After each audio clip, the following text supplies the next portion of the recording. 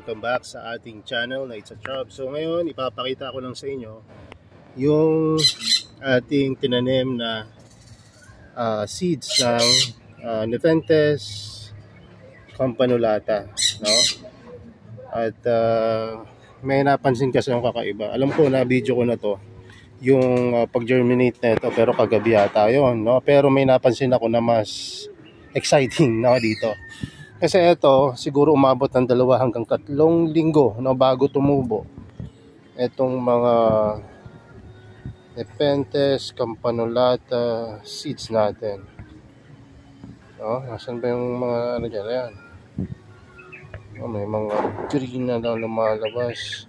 Ayan, no? Kita nyo yan sa gitna. Mga nag-germinate na yung mga Nepenthes campanulata. Kumbaga nag-i-start pa lang, no? Ang challenge ngayon ay kung paano mo sila mabubuhay from that status, no? Kasi hindi ibig sabihin nag-germinate na yan, sure ka na na magiging seedling sila. Kasi pagka natuyo yung medium mo, kasamang matutuyo dyan ay yung mga seeds mo, no? Ayan, meron na dito. So, kung eto nag-germinate na, no? Napansinin niyo yung mas dito. Mas sinanim ko ng ng bagbago lang. Siguro mga kulang 2 weeks ago. Ayan. So,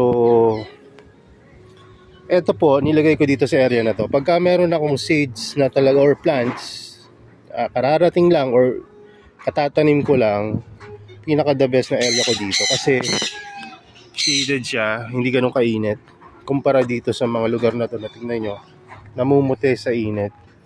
Pero meron akong na-discover ngayon na medyo baka maging kumbaga eye-opener sa atin.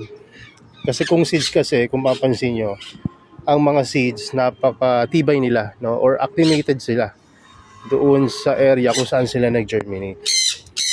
At tinitingnan ko yung mga lugar kung saan ko tinanim pa yung mga Nepenthes campanulata seeds.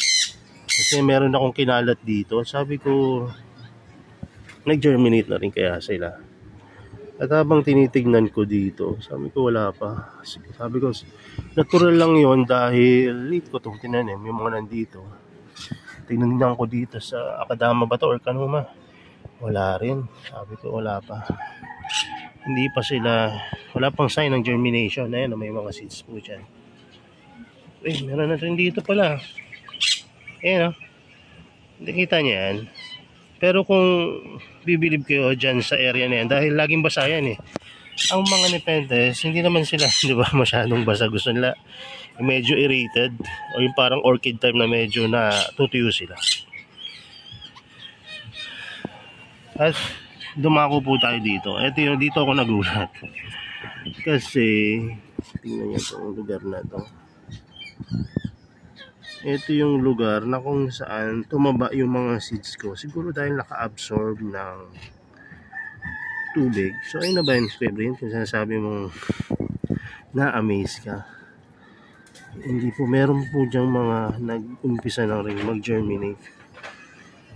No? So sa tingin nyo, gusto ba ng campanulata na medyo mas basa? Ayan,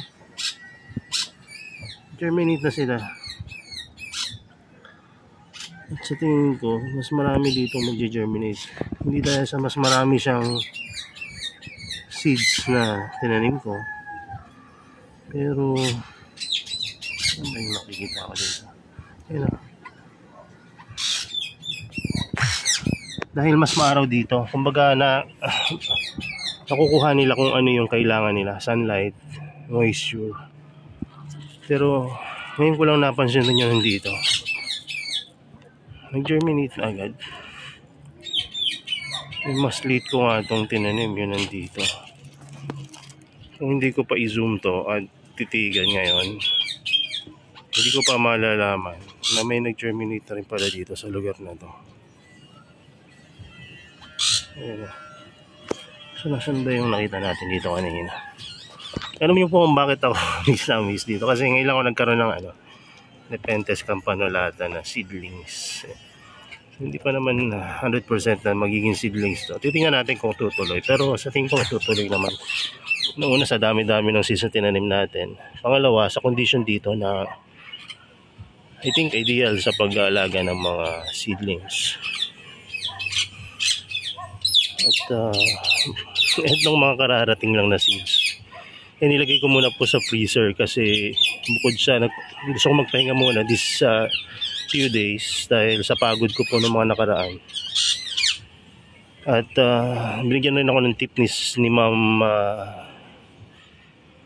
Carmen Espina nung nagbigay po sa atin ng seeds or kaswap ko ng seeds ng Nepenthes mirabilis na heterosexual. Yun na may dalawang kasarian na Nepenthes. Nag-germinate na rin po kasi yun yung mga binigay niyang seeds.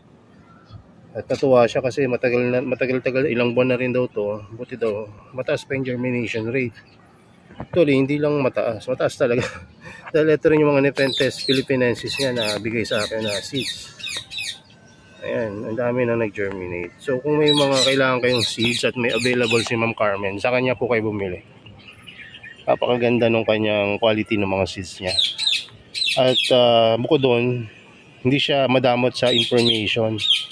Kanina lang katatapos lang namin magkwentuhan at tinuro niya sa akin kung paano siya nag-store ng seeds na kahit na umaabot ng ilang buwan, actually taon nga ang sabi niya napakataas pa ng germination rate. So napakagandang pag-usapan rin to dahil nandito tayo ngayon sa pag-update ng mga seeds ng mga tinanim natin. So ang isa daw pamamaraan para tumagal yung tawag dito, yung life ng seeds ilagay sa rep. Di ba basic na yun, Kuya Bray? Inalagay talaga sa rep. Yes, pero alam niyo ba kung saan sa banda sa rep? Sa freezer. Nung una sabi ko, nagulat ako kasi baka ma-damage yung seeds kung sa freezer mo ilalagay. Kasi kung once na ma-defrost yan, di ba? Minsan yung mga gulay para nagiging lata pagkatapos ma-defrost. Pero nung binasa ko rin sa iba't ibang mga sources sa internet, ginagamit rin pala talaga yung freezer pagka mag-store sila na mas matagal para ma-preserve yung seeds, kasi nagdo-dormant pala yung mga seeds kapag nilalagay sa ganong klase ng temperature. Hindi ba napakaganda nun? Dahil hindi naman sa lahat ng pagkakataon may available na mga ganitong klaseng seeds. Baka ngayon marami nga. Pero darating yung time na halos wala na siguro tayong mabili nito. Kaya maganda, ma-preserve natin bago pa natin maitanim. Tsaka kung may maghahanap, hindi may maibibigay tayo. So ayun yung isa sa mga pinaka I think importante rin na malaman natin lalo sa mga baguhan tulad ko. Kasi ako inisip ko hindi pa rin ako ganun karunong sa pag-handle ng mga seeds lalo na sa mga Nepenthes. So hinarvest na pala natin yung seeds dyan at kasama yun sa nilagay natin sa rep. So, may mga tinanim rin ako dyan ng mga Nepenthes campanulata seeds pero wala pang senyales. Kaya sabi ko sa inyo, mas okay sa mas open kasi humid dyan may takip na plastic. So, mas okay pala yung medyo humid, mamasa-masa at mas maliwanag na lugar. Maaari rin kaya hindi nag-germinate yung ibang seeds ko kasi nasa ilalim. Ayun kumbaga lesson yun sa ating lahat. Ang mga seeds pala, akala ko dati kasi kahit nasa dilim, nag-germinate sila. Hindi pala. Kailangan sa liwanag, mas maliwanag na lugar. Kasi marami nag-germinate dito. Etong nasa maliwanag rin na lugar, etong lumang Philippinensis at mirabilis. So, nag-germinate to. Ang taas nga Ilang pads lang yan, pero ang dami nag-germinate. Ito isang pads lang yata. So, di ba? Napakagandang matutunan to. Na kapag magtatanim kayo ng seeds, gusto niya yung medyo maliwanag. Hindi naman siguro pulsan kasi wala naman tayo sa pulsan. Yung medyo mas maliwanag kesa sa nakagawian. Tapos mamasa-masa, pero hindi nag-algae or naglalawa. Kita nyo naman to kahit naka-water tray yan. Hindi naman yan naglalawa yung medium niya. Basa lang tignan. So, kung naglalawa yan at hindi na maganda yung quality, may algae na kayo makikita. Pero ano makikita nyo dyan?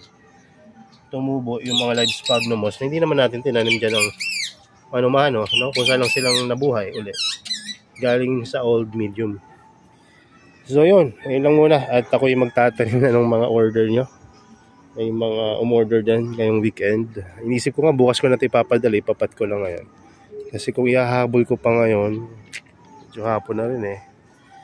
No, pero kung kakayanin, sige, try natin ipadala rin para mabilis yung pag-receive nyo ng plant. So, yun lang. At umaasa pa rin ako dun sa mga seeds na tinanim natin tulad dito sa Truncata X Alata.